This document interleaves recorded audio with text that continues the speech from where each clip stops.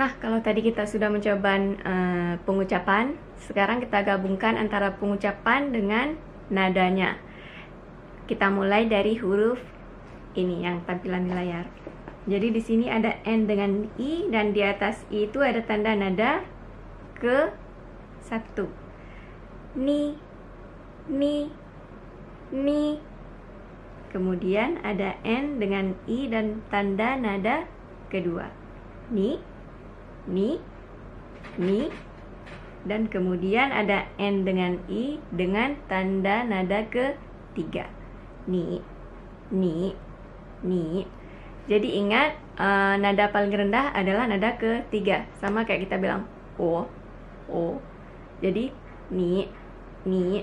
Jadi kalau orang Cina itu seringnya bilang ni, ni. Tuh. Terus ada huruf N dengan I dan tanda nada keempat. Ni, ni, ni. Jadi dia disentak. Ni. Kita ulang dari awal.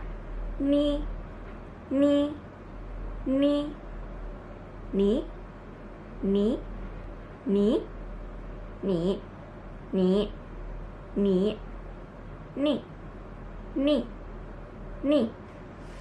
Oke, sekarang kita udah bisa di huruf N, kemudian kita pindah ke huruf P. Peng, peng, peng, peng, peng, peng, peng, peng, peng, peng, peng, peng. Oke, sekarang kita pindah lagi ke huruf M. Ma, ma, ma, ma, ma, ma, ma, ma, ma, ma, ma, ma.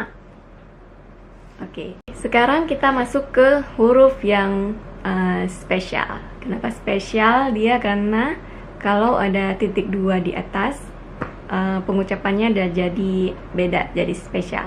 Hurufnya huruf U. Jadi kalau huruf U ada tanda 2 titik di atas, cara bacanya itu U, U, U. Jadi lidah kita itu nggak kena bagian bawah mulut dan nggak kena langit-langit mulut. Jadi dia melayang. U, U, U. Kalau U biasa yang nggak ada titik, kita ucapnya U, U. Kalau ada titik, U, U, U. Kita lihat contohnya. Di sini ada L dan huruf U tanpa titik. Lu, lu, lu. Kemudian ada huruf L dan huruf U yang ada titiknya. Lu, lu, lu. Ini juga termasuk pengucapan yang paling susah dan biasanya butuh waktu untuk huruf U yang ada titiknya. Kalau udah bisa, kita ada tugas hari ini, yaitu melafalkan semua yang ada di layar dan kemudian mengirimkan pesan suaranya ke grup kita. Oke, selamat mencoba dan happy learning!